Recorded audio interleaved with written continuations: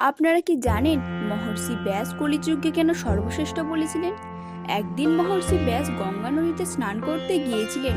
তখন কিছু ঋষি দেখলেন মহর্ষি ব্যাস নদীতে ডুব দিতে দিতে ভগবানের ধ্যান করছিলেন। তখন অন্য ঋষিরা সেখানে গাছের নিচে বসলেন।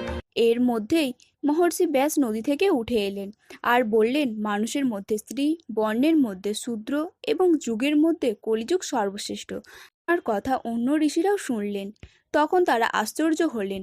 তখন অন্য ঋষিরা মহর্ষি ব্যাসকে জিজ্ঞাসা করলেন যে, আপনি এমনটা কেন বললেন? তখন মহর্ষি ব্যাস হেসে বললেন, যে ফল সত্যযুগে 10 বছর তপস্যা করে, ত্রেতা যুগে 1 বছর এবং সত্যযুগে 1 মাসে পাওয়া যায়, সেই ফল কলিযুগে একদিনেই পাওয়া যায়।